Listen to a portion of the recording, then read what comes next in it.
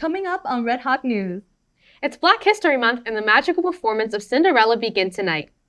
There's a new Cookin It Up in store and many fundraisers are happening until the year ends. Red Hawk News starts now. Coming to you from Red Hawk Studios at the Atlantic County Institute of Technology, this is Red Hawk News. Welcome to today's episode of Red Hawk News, the most trusted source for all things ACIT. I'm Zoe Carrasco. And I'm Sophia Mulvihill. February is when we celebrate Black History Month. To honor some of the most influential figures from the past, cosmetology and culinary teamed up to design and decorate cookies using various icing techniques. The Performing Arts Department also created a display to highlight important Black artists. With Black History Month ending tomorrow, ACIT and Red Hawk Media would like to highlight important figures in history who have made huge impacts for the world we live in today. Frederick McKinley Jones, aka the King of Cool. In 1938, Frederick created a portable air cooling unit for trucks transporting perishable goods, extending to trains, aquatic vehicles, which revolutionized mobile refrigeration. In 1944, he became the first African American elected to the American Society of Refrigeration Engineers. John S. Rock, born on October 13, 1825, he graduated with a medical degree in 1852 while practicing dentistry. He received a silver medal for the creation of an improved variety of artificial teeth. Burt Williams, first Black person to perform on Broadway. He migrated to California as a teen, joining different West Coast minstrels by 1893, meeting his professional partner, George Walker. Burt and George created pioneering Broadway shows and full musical theater productions. Burt would go on to become the world's first modern Black entertainment star, the first Black recording star, one of the cinema's first Black leading men, the first Black man to star on Broadway as well. Deborah Washington Brown. In 1981, she became the first Black woman to earn a PhD in applied math from Harvard University, shattering racial and gender barriers that still plague technology fields today. In 2013, she received a patent as a sole inventor for an AI-driven system to automatically categorize a speech transcription based on the context of the subject matter. Her speech technology career continued at other companies until her death in 2020. Henry Boyd. Henry was born into slavery in 1802 in Kentucky to a white father and a Black mother. He worked as a soul miner 150 miles away from home, determined to save enough to buy his freedom. He moved to Cincinnati, Ohio, and began as a carpenter in 1825. Within 8 years, he had successful business in carpentry with 6 employees. He was able to buy freedom for 2 of his siblings. Henry was able to solve the problem of rope suspension bedsteads by creating a more stabilized system. 6 years later, in 1893, Henry opened his bedstead manufactory at the northeast corner of Broadway and 8th Street. Henry actively aided the Underground Railroad until passing away in 1886. John W. Lee Jr., first Black commissioned officer in the U.S. Navy. John W. Lee Jr. was born February 13, 1924, and raised in Indianapolis, Indiana. There is little documentation on his early life, but he attended college for a few years before enlisting in the Navy in 1944, during the peak of World War II. He was the first Black man to be commissioned in the United States Navy in July 1945 through the V-12 program and served briefly. He returned to active duty in March 1947. John served on the NATO staff in Paris and left the Navy with the rank of lieutenant commander. He worked for 2 years for the Indianapolis Naval Avionics Center before he retired in 1966. And finally, Bernard Harris Jr., the first African-American astronaut. Harris was born in 1956 in Temple, Texas. His family moved to Houston at age 6, where he was amazed by the Johnson Space Center. Bernard earned a bachelor's degree in 1978 from the University of Houston. After he completed his fellowship, he applied for the astronaut program. He was one of 20 people selected, only to be cut later. To his benefit, NASA offered him a job at its Johnson Space Center as a clinical scientist and flight surgeon. In 1990, Harris once again applied to be an astronaut, and in the summer of 1991, he was accepted into the program. Bernard has flown 2 space shuttle missions, first flight aboard Columbia from April 26 to May 2nd in 1993. In February 1995, Bernard became the first African American to walk in space. I honestly didn't know some of these people had that big of an impact until today, just like our students and staff who influence others around our school. February is also Kindness Month. ACIT celebrated by having activities during lunches that students could participate in. Matt has more.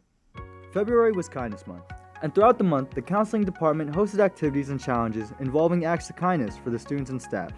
During the first and second week, students and staff were able to decorate coffee sleeves with kind messages during all lunch periods. These coffee sleeves were then given out into the community. For the final weeks of February, students sent kind messages to teachers and staff members using kindness grams. These are free notes that were made during lunch periods. As Kindness Month comes to a close, let us remember that kindness is not only a monthly theme, but should be practiced in our daily lives. Keep spreading kindness. From Red Hawk News, I'm Matthew Wan. There's always something going on, whether it's activities during lunch or after school. That's true. Speaking of events, tonight kicks off one of the biggest events after school. The Performing Arts Academy gets on stage to sing, dance, and act out Cinderella. Layla has more. ACIT's Performing Arts program is holding their annual spring musical. Bringing a story like Cinderella to life takes a lot of work. From learning lines to perfecting choreography, here's what went into making the magic happen. We basically spent a lot of time just doing a lot of intense rehearsals and just really kind of exploring characters, and mostly just like a lot of singing and a lot of time together, obviously kind of getting to know the cast. And it was mainly when we got to the pack, that's when things got like really intense, and we had to incorporate all the elements such as like the costumes and all the stage, which was a little difficult to adjust to. But yeah, The leads we met together, it was actually a lot of fun. We met together, we started going over the music with Mr. McKennis, looking over the lines and stuff. And this is my first time ever getting a lead. So to experience this for the first time, I was like in awe, and I fell in love with musical even more. The pre-production of the show was a lot of learning the vocals, but also a lot of cast bonding to make sure we were all really close and getting along together. Of course, every production comes with its challenges. My solo song, There Is Music in You, that has to be the biggest challenge of the show for me that I have to overcome. The song is not easy to sing, it's very difficult. And with my vocal range, it was hard for me to hit certain notes, but with more practice and working with Mr. McKennis, I eventually got to it. A lot of the challenges had to do with my acting. I didn't really know how to play the part, so I had to spend a lot of time with Miss Volpe learning how to do it. And I think it hopefully comes out good in the end. I think my biggest challenge was kind of letting go. I was a bit in my head for the first couple of times we ran stuff, and it didn't really feel natural. And then once I let go and really thought about having fun on stage, the character kind of came out a little more, and now I'm having so much fun. Cinderella is more than just a fairy tale. It's a story about dreams, perseverance, and a little bit of magic. This show is special to our cast for so many reasons. I think this show is important because it really shows everyone how to treat each other with kindness and respect, and to make sure everyone is treated fairly. I remember I grew up and Cinderella was always one of my favorite movies. I would watch it over and over, and I would go to the library and rent out the Brandy one. And I remember I loved the story. I loved growing up with it, and I never thought I would be a part of it. And it's so exciting that I get to do that now. This show is important to me because this is my first ever lead role in anything I've ever auditioned for. And I feel really honored to be given this role.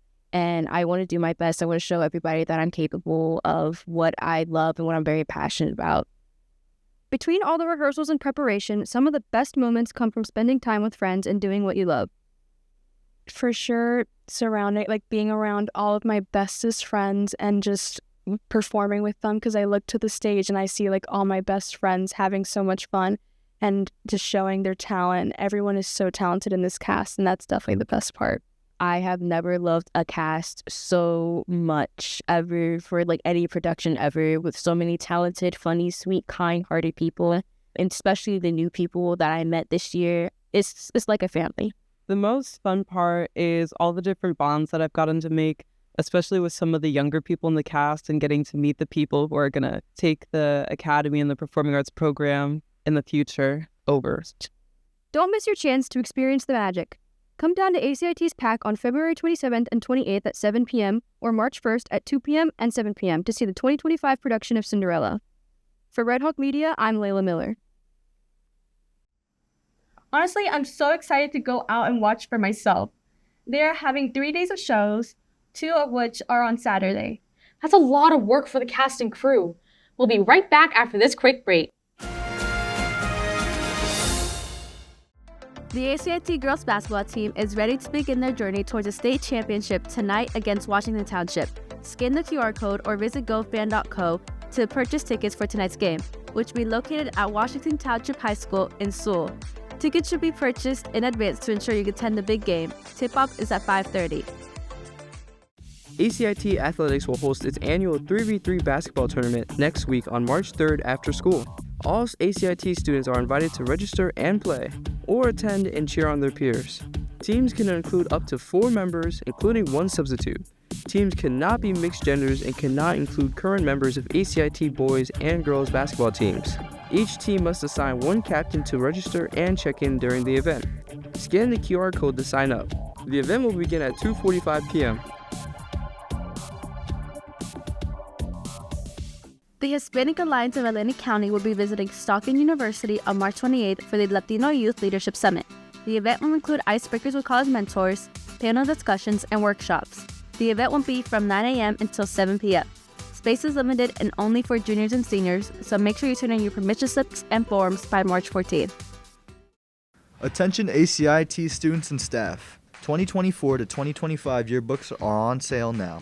Get them at their lowest price for a limited time only. The $90 cost will rise again in February. Get them before the deadline of March 28th. So order your yearbooks and ads now. You can also order your yearbook at www.jostens.com. Search for ACIT or scan the QR code to order. This year, Project Prom returns to offer lightly worn prom dresses and accessories free of charge to high school students in need. This amazing project was founded by South Jersey local Irene Kate and has been a local movement that has helped hundreds of teens throughout the years since she began it. The organization serves to help curb the large expenses associated with buying a prom dress by supplying dresses and accessories donated by others to those who need them. Prom is an experience that should be affordable to everyone, and Project Prom makes that possible for South Jersey students. Come to the Kensington Furniture Store at 200 Tilton Road, Northfield from March 8th through March 10th to pick up a dress free of charge. ACIT's Performing Arts program is holding their annual spring musical. Come down to ACIT's PAC on February 27th and 28th at 7 p.m. or March 1st at 2 p.m. and 7 p.m. to see the 2025 production of Cinderella.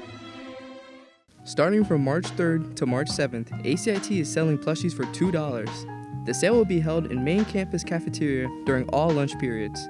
You can buy one for yourself or we can deliver one to your friend. All purchases will go towards ACIT's first art award show on May 9th, so please support.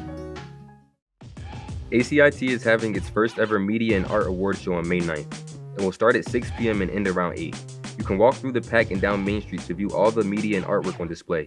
Students and teachers can submit their artwork to be shown at the event. Forms of media include sketches and/or projects from academy classes, original songs, photos, and other forms as well. As long as it's an original creation, any school-appropriate form of artwork or media will be accepted. For more information, please contact Ms. Petrella. Welcome back to Red Hot News. On this week's episode of Cooking It Up, Alex might be starting a debate between those who like their steak medium rare, hard, chewy, or well done.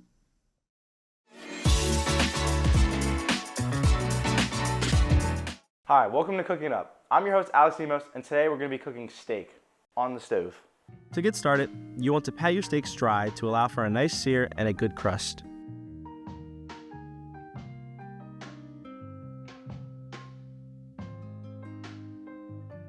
Next, turn on your stove to medium-high heat and leave your pan on the stove to heat up for a few minutes. Season your steaks with any seasonings you like. In this case, I use some pepper and salt. Then cover your steaks with a good layer of both. Put some oil on the pan, making sure to cover it.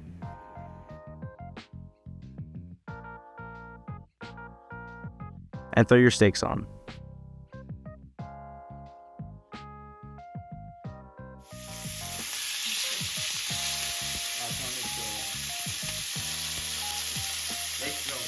While I let those sear, I mince up some garlic to throw in a pan with butter and salt. While cooking, baste the steaks with the butter mixture to let them absorb the flavor. Once cooked to your preferred temperature, pull them off the heat onto a seasoned cutting board to cool down before serving.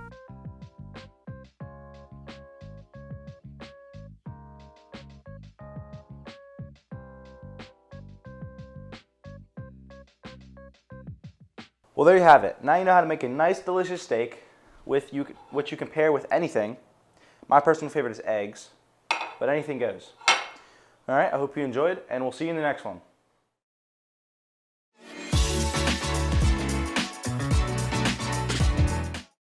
Now that's how you make a steak. Just cooked enough where it isn't like taking a bite from burnt rubber.